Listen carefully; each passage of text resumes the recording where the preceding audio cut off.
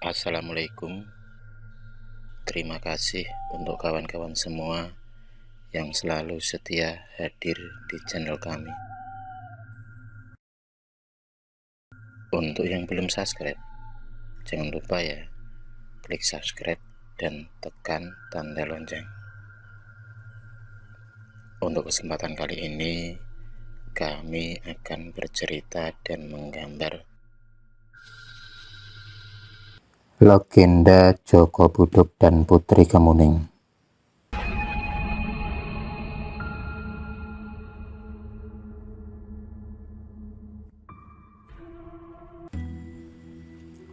Joko Buduk adalah seorang pemuda miskin yang mengidap penyakit buduk, sejenis penyakit kudis.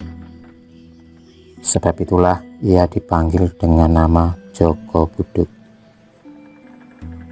Meskipun kondisinya demikian, Joko Buduk berhasil menikahi seorang putri raja. Bagaimana Joko Buduk dapat menikahi putri raja itu?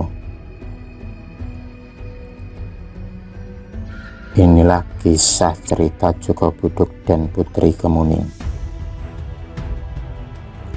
Alkisah, di daerah Ngawi, Jawa Timur, tersebutlah seorang raja bernama Prabu Arya Seta yang bertata di kerajaan Ringin Anom. Prabu Arya Seta adalah seorang raja yang adil dan bijaksana. Ia mempunyai seorang putri yang rupawan bernama Putri Kemuning. Sesuai namanya, tubuh sang putri sangat harum bagaikan bunga kemuning. Pada suatu hari, Putri Kemuning tiba-tiba terserang penyakit aneh. Tubuhnya yang semula berbau harum, tiba-tiba mengeluarkan bau yang tidak enak. Melihat kondisi putrinya itu, sang Prabu menjadi sedih karena khawatir tak seorang pun pangeran atau pemuda yang mau menikahi putrinya itu. Berbagai upaya telah dilakukan oleh sang baginda, seperti memberikan putrinya obat-obatan tradisional berupa daun kemangi dan beluntas. Namun, penyakit sang putri belum juga sembuh. Sang Prabu juga telah mengundang seluruh tabib yang ada di negerinya.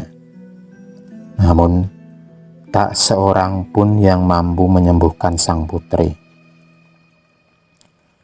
Hati Prabu Arya Seta semakin resah. Ia sering duduk melamun seorang diri, memikirkan nasib malang yang menimpa putri sematawayangnya. Pada suatu ketika, tiba-tiba terlintas dalam pikirannya untuk melakukan semedi dan meminta petunjuk kepada Tuhan Yang Maha Kuasa agar penyakit langka yang menimpa putrinya dapat disembuhkan. Pada saat tengah malam, sang Prabu dengan tekad kuat dan hati yang suci melakukan semedi di dalam sebuah ruang tertutup di dalam istana.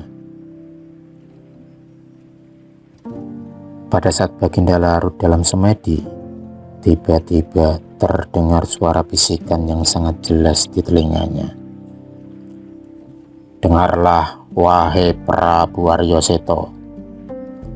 Satu-satunya obat yang dapat menyembuhkan penyakit putrimu adalah daun sirna ganda. Daun itu hanya tumbuh di dalam gua di kaki Gunung Arga Dumadi yang dijaga oleh seekor ular naga sakti dan selalu menyemburkan api dari mulutnya." Demikian pesan yang disampaikan oleh suara gaib itu. Keesokan harinya, Prabu Arya Seta segera mengumpulkan seluruh rakyat di alun-alun untuk mengadakan sayembara. "Wahai seluruh rakyatku, kalian semua tentu sudah mengetahui perihal penyakit putriku. Setelah semalam bersemedi, aku mendapatkan petunjuk bahwa putriku dapat disembuhkan dengan daun sirna ganda yang tumbuh di gua di kaki Gunung Arga Dumadi.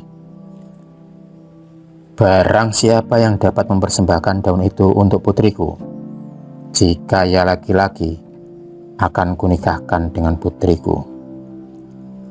Namun, jika ia perempuan, ia akan kuangkat menjadi anakku, ujar sang Prabu di depan rakyatnya. Mendengar pengumuman itu, seluruh rakyat kerajaan Ringin Anom menjadi gempar. Berita tentang sayembara itu pun tersebar hingga ke seluruh pelosok negeri.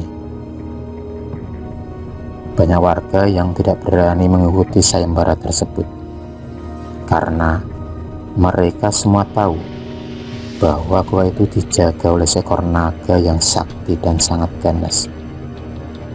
Bahkan sudah banyak warga yang menjadi korban keganasan naga itu. Meski demikian, banyak pula warga yang memberanikan diri untuk mengikuti sayembara tersebut, karena mereka tergiur oleh hadiah yang dijanjikan oleh sang Prabu. Setiap orang pasti akan senang jika menjadi menantu ataupun anak angkat raja.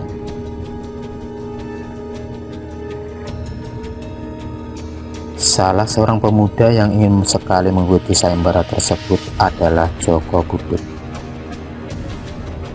Joko Buduk adalah pemuda miskin yang tinggal di sebuah gubuk reot bersama ibunya di sebuah desa terpencil di dalam wilayah kerajaan Ringin Anom. Ia dipanggil Joko Buduk karena mempunyai penyakit langka, yaitu seluruh tubuhnya dipenuhi oleh penyakit buduk.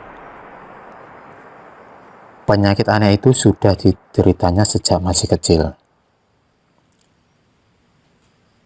Meski demikian, Joko Buduk adalah seorang pemuda yang sakti. Ia sangat mahir dan gesit memainkan keris pusaka yang diwarisi dari almarhum ayahnya. Dengan kesaktiannya itu, ia ingin sekali menolong sang putri. Namun, ia merasa malu dengan keadaan dirinya. Sementara itu, para peserta sayembara telah berkumpul di kaki Gunung Arga Dumadi untuk menguji kesaktian mereka. Sejak hari pertama hingga hari ke-6, sayembara itu dilangsungkan. Belum satu pun peserta yang mampu mengalahkan naga sakti itu. Joko Buduk pun semakin gelisah mendengar kabar itu. Pada hari ke-7, Joko Buduk dengan tekadnya yang kuat memberanikan diri datang menghadap kepada sang Prabu. Ia dihadapkan kepada Prabu Aryaseta. Ia memohon izin untuk mengikuti sayembara itu. Ampun Baginda, izinkan hamba untuk mengikuti sayembara ini untuk meringankan beban sang putri, pinta Joko Buduk. Prabu Aryaseta tidak menjawab.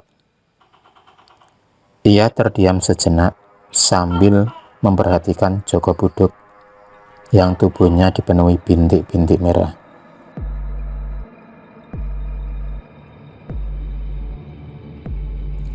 Siapa kamu, hai anak muda? Dengan apa kamu bisa mengalahkan naga sakti itu? Tanya sang Prabu. Hamba Joko Buduk, Baginda. Hamba akan mengalahkan naga itu dengan keris pusaka hamba ini, jawab Joko Buduk seraya menunjukkan keris pusakanya kepada sang Prabu. Pada mulanya, Prabu Aryaseta ragu-ragu dengan kemampuan Joko Buduk. Namun, setelah Joko Buduk menunjukkan keris pusakanya dan tekad yang kuat, akhirnya sang Prabu menyetujuinya.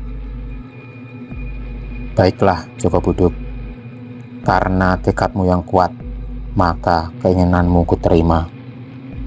Semoga kamu berhasil, ucap Sang Prabu. Joko Budok pun berangkat ke Gunung Argodumadi dengan tekad membara.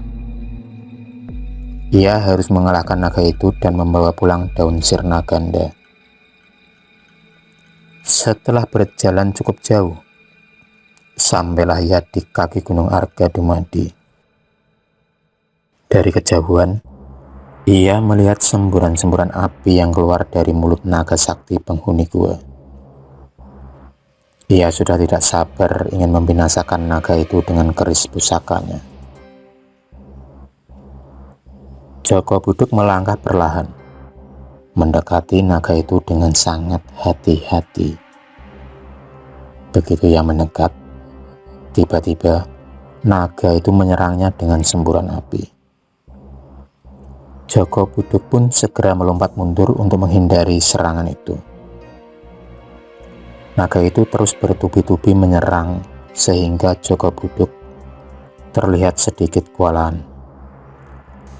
Lama-kelamaan kesabaran Joko Budok pun habis. Ketika naga itu lengah, Joko Budok segera menghujamkan kerisnya ke perut naga itu.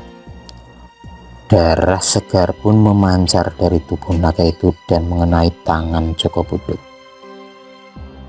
Sungguh ajaib. Tangan Joko Budok yang terkena darah sang naga itu seketika menjadi halus dan bersih dari penyakit buduk. Melihat keajaiban itu, Joko Budok semakin bersemangat ingin membinasakan naga itu. Dengan gesitnya, ia kembali menusukkan kerisnya ke leher naga itu hingga darah memancar deras. Naga sakti pun tewas seketika. Joko Budok segera mengambil darah naga itu lalu mengusapkan ke seluruh badannya yang terkena penyakit buduk. Seketika itu pula seluruh badannya menjadi bersih dan halus. Tak sedikit pun bintik-bintik merah yang tersisa.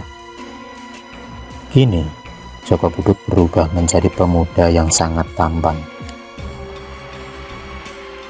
Setelah memetik beberapa lembar daun sirna ganda dari dalam gua, Joko Budok segera pulang ke istana dengan perasaan gembira.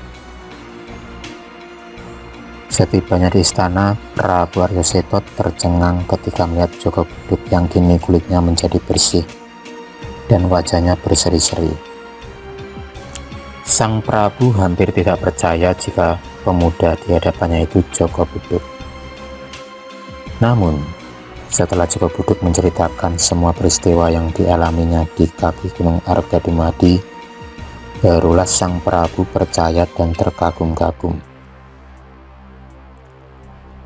Joko Budok kemudian mempersembahkan daun sirna ganda yang diperolehnya kepada Sang Prabu. Sungguh ajaib. Putri Kemuning kembali sehat setelah memakan daun sirna ganda itu. Kini, tubuh sang putri kembali berbau harum bagaikan bunga kemuning.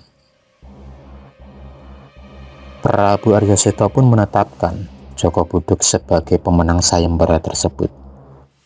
Sesuai dengan janjinya, Sang Prabu segera menikahkan Joko Budok dengan putrinya, Putri Kemuning. Selang beberapa setelah mereka menikah, Prabu Aryoseto meninggal dunia. Setelah itu, Joko Budok pun dinobatkan sebagai pewaris tahta kerajaan Ringin Anom. Joko Budok dan Putri Kemuning pun hidup bahagia. Demikianlah cerita legenda Joko Budok dan Putri Kemuning dari daerah Ngawi, Jawa Timur.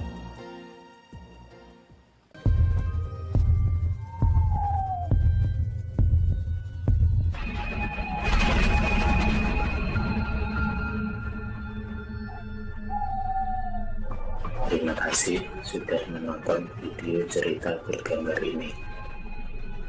Klik subscribe untuk terus mendapatkan video-video cerita bergambar selanjutnya. Semangat berkarya.